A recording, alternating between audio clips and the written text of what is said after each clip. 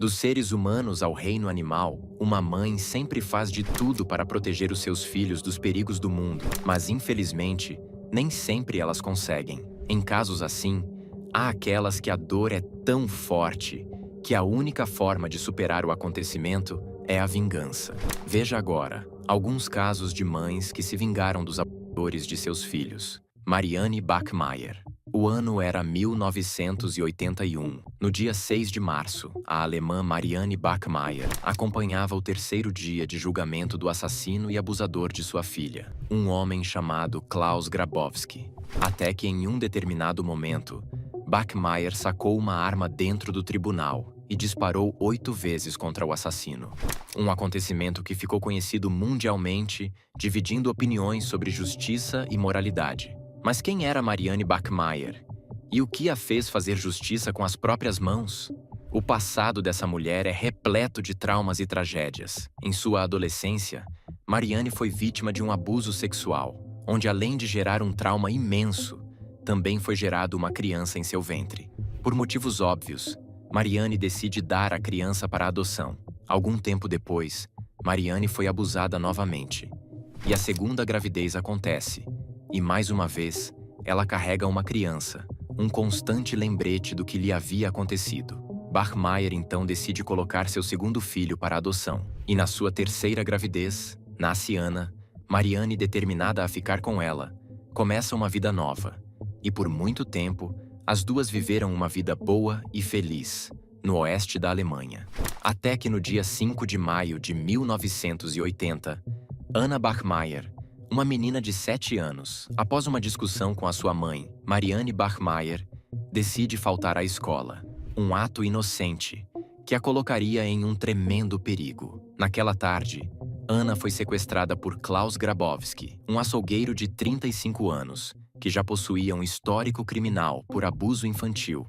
Grabowski abusou e depois assassinou Anna, a deixando em uma caixa de papelão perto de um riacho. Sua noiva, descobrindo o ato, o denunciou na mesma noite. E aí que a história volta para o dia 6 de março de 1981. O terceiro dia de julgamento estava acontecendo. Marianne entra no tribunal, saca uma arma e dispara 8 vezes contra Klaus, que foi a óbito no mesmo instante. Marianne foi levada à delegacia e, pouco tempo depois, julgada. Em seu julgamento, a defesa argumentou que os atos de Marianne vieram de um lugar de desespero e frustração com o sistema judiciário, no qual ela acreditava que não daria a punição que o agressor de sua filha merecia. A opinião pública se dividiu entre aqueles que acreditavam que Marianne era uma justiceira e aqueles que a condenavam por ter tomado a lei em suas próprias mãos. Em 1983, Bachmeier foi condenada por homicídio culposo e posse ilegal de arma de fogo, recebendo uma pena de 6 anos, no qual, por bom comportamento, apenas cumpriu 3. Ellie Nessler.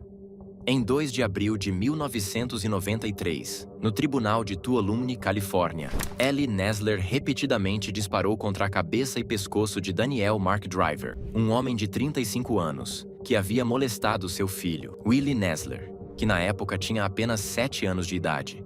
Daniel veio a óbito dentro do tribunal. Mas o que levou Ellie a tomar essa atitude? Nascida em uma família pobre, a mais velha de 3 irmãs, Nessler nasceu em Jamestown, na Califórnia. Pela condição financeira de sua família, Ellie trabalhava com todos os tipos de profissões, de motorista de trator até mecânica. Casou-se com Bill Nessler, um minerador de ouro. Logo após o casamento, tiveram seu filho, Willie, e se mudaram para a Libéria, um país rico em ouro. E foi lá que tiveram o seu segundo filho, uma menina. Quando a Guerra Civil começou, Ellie e seus 2 filhos voltaram para a cidade natal, para ficar em segurança, e seu marido ficou na Libéria, para assim conseguir mudar a vida de sua família. Chegando no condado de Tuolumne, Nessler sobrevivia com pouco, fazendo pequenos trabalhos aqui e lá, e foi aí que a sua vida teve outra reviravolta. Quando familiares perceberam que Willie, filho de Ellie, estava agindo diferente, como se estivesse escondendo algo, logo após de ter voltado de um acampamento de verão onde Daniel Mark Driver trabalhava como lavador de pratos, muitas perguntas foram feitas, mas o menino, por vergonha, sempre falava que estava tudo bem. Após meses de insistência, Willie estava passando a noite na casa de sua tia e foi quando ele finalmente contou que Daniel havia o molestado no acampamento. Em 1989, Daniel Mark foi preso por roubo em Palo Alto, na Califórnia, e foi movido para o condado de Tuolumne para ser julgado por abuso infantil de Willie e outros 3 meninos. Durante o julgamento, foi revelado que há alguns anos, Daniel havia sido condenado por abuso infantil em San José, também na Califórnia. Mas após o tribunal receber centenas de cartas da igreja onde Daniel frequentava, o juiz lhe deu liberdade condicional. Willie ia ser chamado para testemunhar contra seu agressor, mas Ellie não concordava com isso, e com uma tentativa desesperada para proteger seu filho, ela entrou no tribunal e disparou contra Daniel.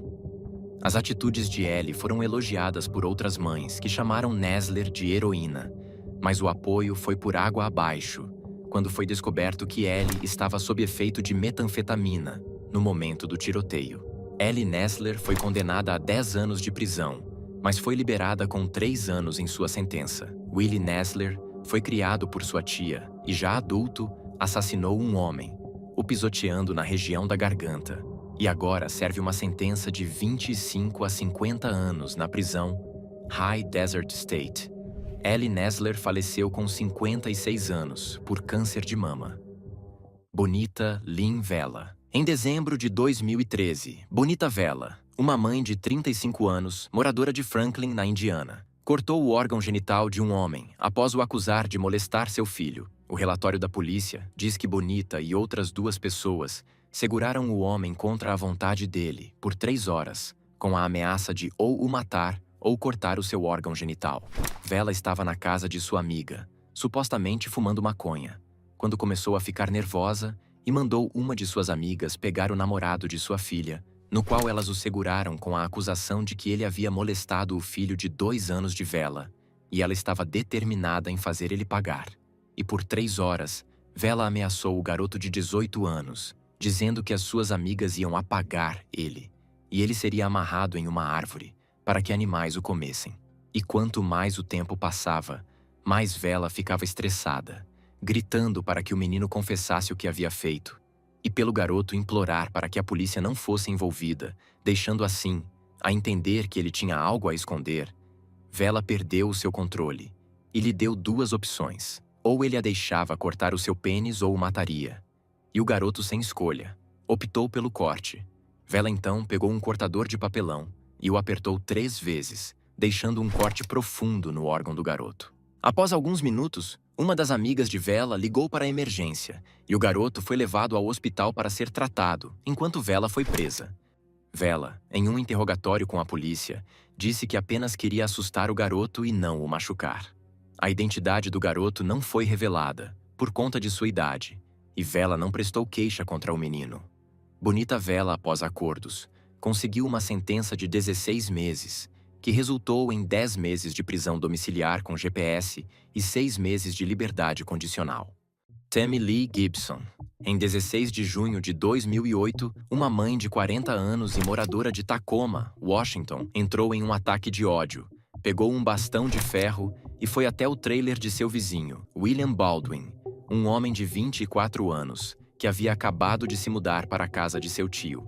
William era um agressor sexual de nível 3 e, por isso, qualquer movimento precisa ser passado pela polícia, para que assim todos os moradores saibam que ele está por perto, e foi assim que Tammy Lee o conheceu. Panfletos foram espalhados pela vizinhança de Tammy, avisando que um agressor sexual de nível 3 havia se mudado para a região, causando fervor e preocupação nas pessoas da redondeza. Tammy, ao pegar o cartaz, reconheceu o homem, lembrando que o havia pegado, meses antes, encarando a sua filha, que na época tinha 10 anos. William tem altura de 2,20 metros, mas Tammy não se intimidou.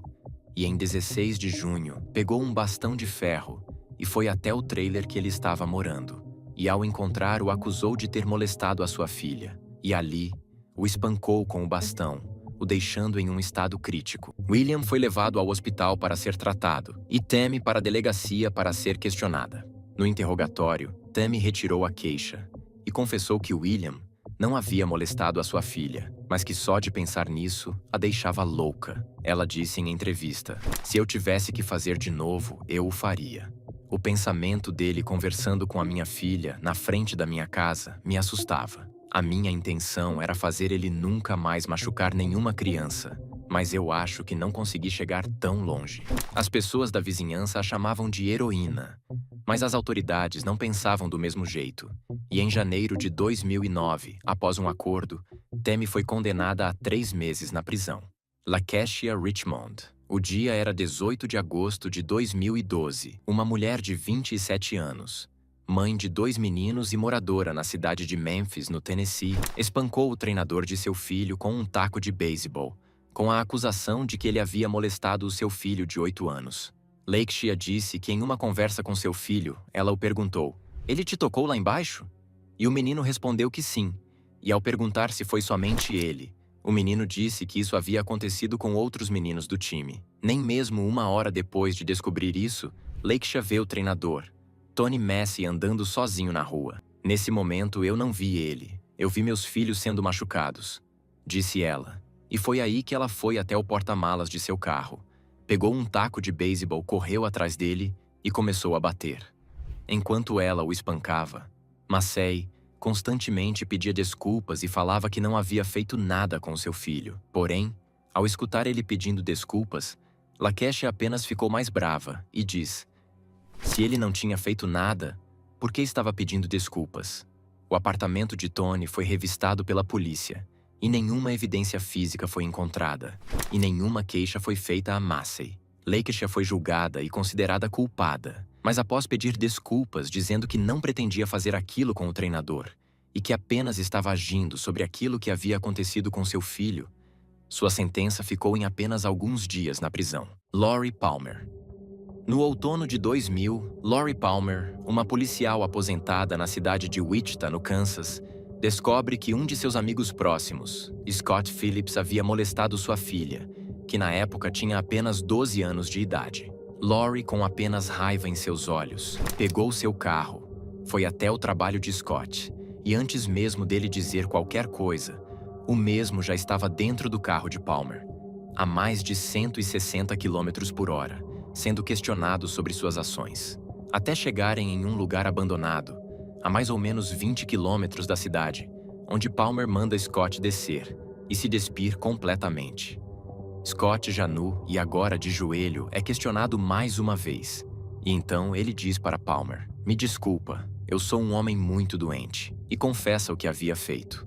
Lori, já satisfeita, sabendo que aquilo o colocaria na prisão, levou então Scott de volta para a cidade, direto para a delegacia, onde ele repetiu mais uma vez a sua confissão. Ambos foram presos, Scott por abuso sexual de menor e Lori por sequestro e tentativa de assassinato.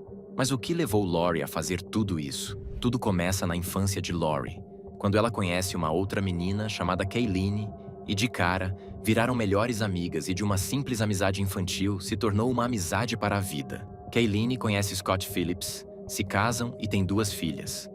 Lori também se casa e tem a sua filha. A filha de Lori, Eden, sempre dormia na casa de Kayleen e Scott, quando a Lori precisava trabalhar à noite. Assim, podia brincar com suas amigas. Até o dia que Kayleen, esposa de Scott, contou que pegou conversas dele com meninas menores de idade na internet, e ali a preocupação e questionamento começou. "Aquilo me deixou preocupada, se ele não havia feito algo contra a minha filha", disse Palmer, "e eu precisava falar com ela." Ao perguntar para que sua filha, que na época tinha apenas 12 anos, a menina contou que Scott entrava no quarto onde Eden estava dormindo, tirava a roupa íntima dela e colocava algo entre as pernas da menina. No mesmo instante, Palmer ligou para a sua amiga e disse: "Bom, eu não ia te contar, eu ia apenas matá-lo e te deixar com o dinheiro do seguro de vida, e isso me deixaria tranquila." Em vez disso, Palmer foi até a delegacia e lá o policial que a atendeu disse para ela fazer uma denúncia e esperar, que em algum momento algo seria feito. Mas Palmer não estava disposta a esperar, pois via Scott como um perigo constante, não só para outras meninas, mas como para as próprias filhas de Kayleen. E em questão de 1 hora, Palmer já havia sequestrado e conseguido a confissão de Scott. Scott Phillips foi liberado da prisão após pagar a fiança de $50.000. Já Palmer continuou presa, pois sua fiança era no valor de $250 mil, 4 vezes mais do que a de Scott. E após meses de julgamento e muitas acusações serem tiradas, Lori Palmer conseguiu reduzir a sua sentença para 12 meses de liberdade condicional. Sarah Sands. Em novembro de 2014, Sarah Sands, uma mulher de 32 anos e mãe de um menino, esfaqueou Michael Plested 8 vezes, depois que seu filho contou que o mesmo havia abusado sexualmente dele. Plested sangrou até morrer. O que levou Sarah a tomar justiça com as próprias mãos? Sarah Sands e seus 3 filhos haviam se mudado para a região de Silvertown, na Inglaterra, meses antes do acontecido. E foi lá que ela conheceu um senhor de idade chamado Michael Plested, um homem de 77 anos que no início aparentava ser apenas um idoso, gentil, que muitas vezes sentava do lado de uma banca de jornal e ficava conversando com as pessoas da vizinhança, incluindo os filhos de Sarah.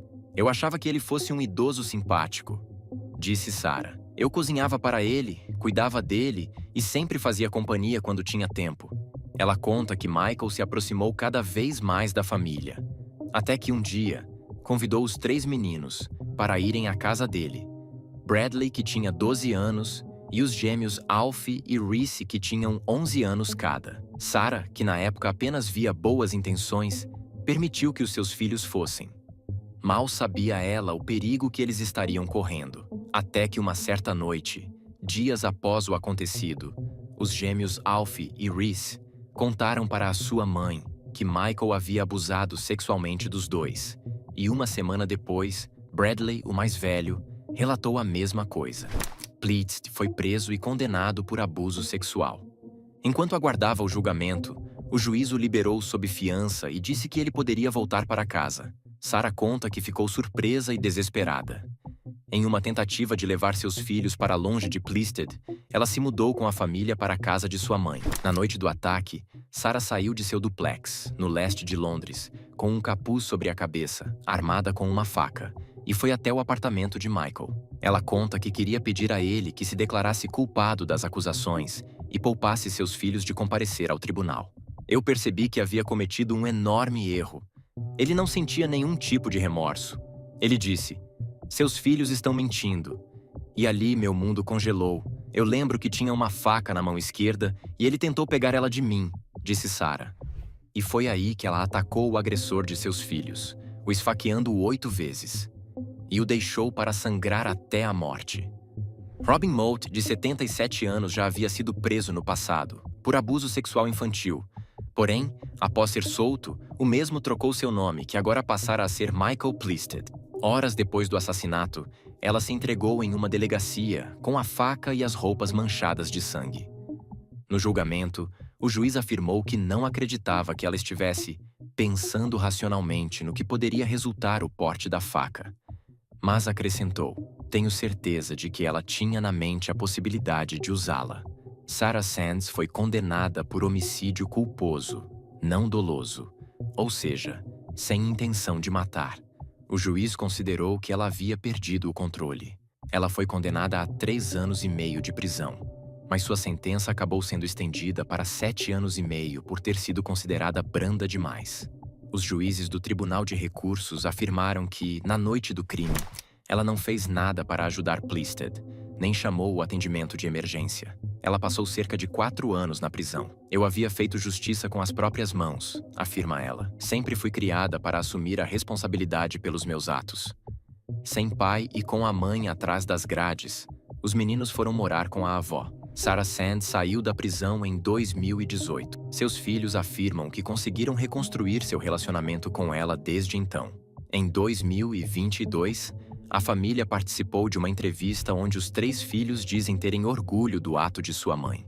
"Ela realmente fez com que nos sentíssemos mais seguros", acrescenta Alfie, um dos gêmeos. "Aquilo não diminuiu os pesadelos, mas nos deu uma sensação de segurança, porque você podia andar pela rua sabendo que ele não iria aparecer de repente na esquina." Reese, que tinha 11 anos na época, diz que é bom saber que ele está morto. Anjabai Borkar. Em agosto de 2004, centenas de mulheres do bairro Kastubar Nagar, na Índia, marcharam para presenciar o julgamento de Akul Yadav, um brutal assassino em série, estuprador e gangster. Yadav chegou no tribunal confiante e sem remorso dos crimes que ele havia cometido. Mas ele não esperava que aquele tribunal seria o último lugar que ele visitaria. Yadav foi linchado por cerca de 200 mulheres, sendo esfaqueado cerca de 70 vezes, foi apedrejado e até pó de pimenta foi jogado contra seu rosto. Uma dessas 200 mulheres era Anjabai Borkar, a mãe de uma de suas vítimas. Por anos, Yadav aterrorizou as pessoas desse bairro, um medo tão grande que as crianças pararam de ir para a escola e as mulheres tinham medo de pisar fora de casa. Até que uma mulher chamada Asha se levantou contra Yadav e da região, uma única mulher chamou a atenção dele, pois agora ele a via como um obstáculo que precisava ser eliminado. Até que, em um dia, Asha tenta assassinar Yadav e falha, o deixando assim mais furioso. Dia 8 de junho de 1999, Yadav, em um ataque brutal atrás de sua vingança, abusou sexualmente, assassinou e esquartejou Asha na frente de sua filha, Mega. Depois de ter presenciado esse terrível ato, agora órfã de mãe, buscou refúgio com a sua avó, Anjabai Borkar. Yadav, com ódio de Asha, mesmo após tê-la assassinado, invadiu a casa de Anjabai, atrás de Mega. Mas sua avó conseguiu a esconder. Porém, isso não parou Yadav, que constantemente voltava e ameaçava Mega e sua avó para que elas não testemunhassem. E mesmo depois que Yadav foi pego em seu julgamento, Mega, por estar muito traumatizada, não conseguiu dar o seu testemunho, fazendo com que a sentença de Yadav fosse dada em apenas 16 meses de prisão. Até que em um dia Yadav soube de uma mulher que ajudou uma de suas vítimas, então ela e sua gangue forçaram sua entrada na casa. Mas ela já tinha tomado a sua decisão. Ela não iria morrer sem uma luta. E foi aí que ela, ao lado de um cilindro de gás, ameaçou que iria se explodir, e todos ao redor. Então, Yadav e sua gangue logo recuaram. Mal sabia essa mulher que o ato heróico levantaria as esperanças e a coragem dos habitantes da vizinhança, que logo após o acontecido se juntaram, pegando facas, pedras e até pedaços de madeiras e marcharam até a casa de Yadav, a incendiaram. Yadav, agora com a situação invertida, morrendo de medo, viu seu único caminho: se entregar para a polícia, para assim ficar seguro.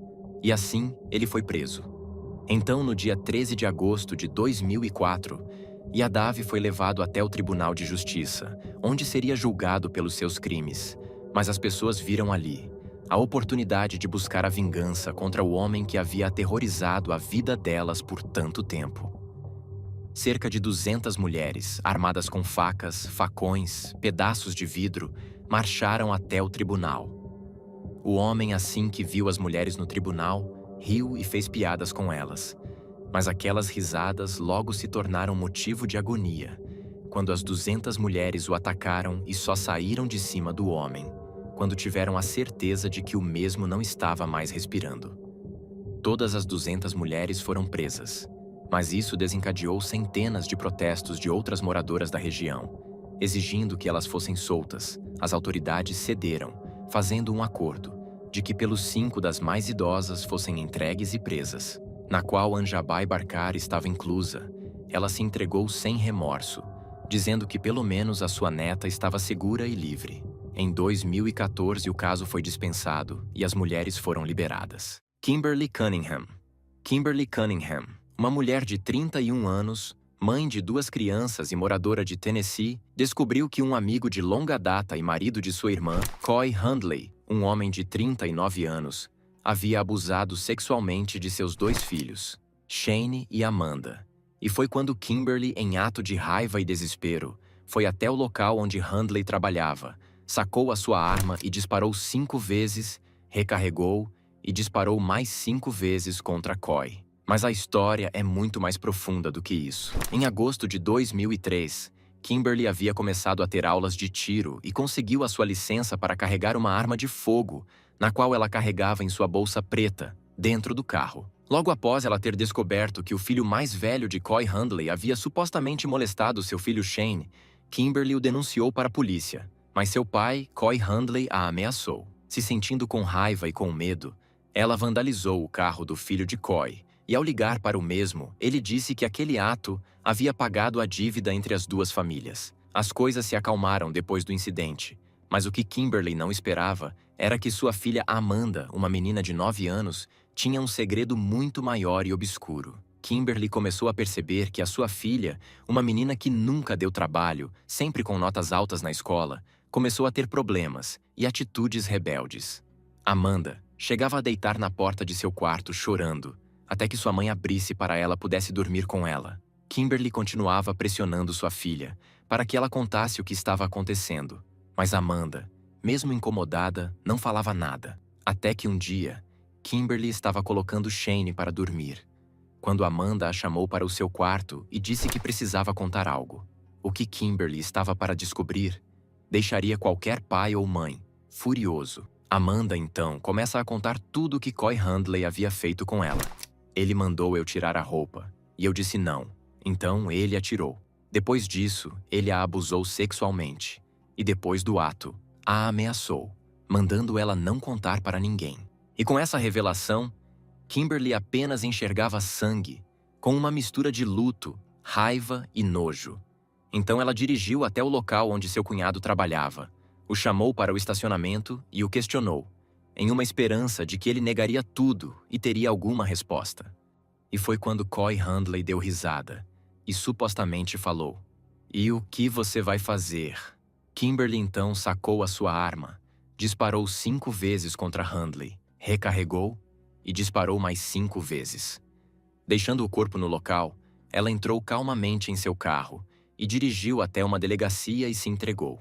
Kimberly foi condenada a 4 anos de prisão, mas, após acordos, conseguiu reduzir sua sentença para 6 meses. Maria del Carmen Garcia. No dia 13 de junho de 2005, Maria estava esperando pelo ônibus em Benejúzar, na Espanha. O que parecia apenas mais um dia comum estava para mudar, quando o homem que tinha molestado a sua filha aparece e, em uma provocação, a pergunta: "Como está a sua filha?" Sem palavras e com muita raiva, Garcia, naquele dia, resolve confrontar o agressor de sua filha, de uma maneira que ninguém esperava. Mas qual é a história que essa mulher guardava? O dia era 17 de outubro de 1998. Maria pediu para sua filha Verônica ir comprar pão, um simples e cotidiano ato, mas que a colocaria em um tremendo risco. Foi quando um de seus vizinhos, Antônio Cosme, se aproximou de Verônica, colocou uma faca contra seu pescoço e a levou para uma floresta próxima. E foi lá que a abusou sexualmente.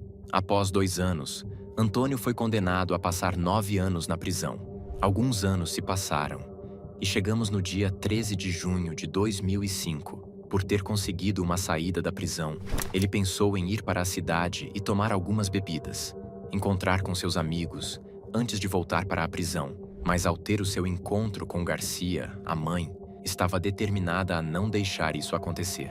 Naquela noite, ao ver Cosme entrando em um bar, ela retorna para casa, pega alguns fósforos e uma garrafa PET vazia, dirige até um posto de combustível, onde ela enche a garrafa com gasolina e volta até o bar onde o agressor de sua filha estava. Quando Garcia entra no bar, Antônio Cosme estava conversando com uma outra pessoa. Ela se dirige até ele e diz que só estava ali para conversar, puxando ele para o canto do bar. Antes mesmo que ele pudesse falar qualquer coisa, ela saca a garrafa PET e começa a jogar gasolina em sua cabeça. E após jogar todo o conteúdo, ela pega o fósforo que havia trazido, acende e joga em Cosme, o fazendo pegar fogo. Enquanto Cosme queimava e agonizava de dor, Garcia foge, mas acaba sendo presa, mais tarde naquela mesma noite.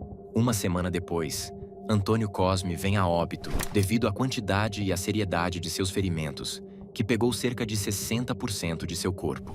Maria, eventualmente, foi julgada e condenada a passar 9 anos e meio na prisão, mas futuramente, sua sentença foi reduzida para 5 anos e 6 meses. Pois é, o sentimento de uma mãe por um filho é tão grande que elas podem fazer de tudo para protegê-los. Qual sua opinião sobre esses casos? Comente aí embaixo.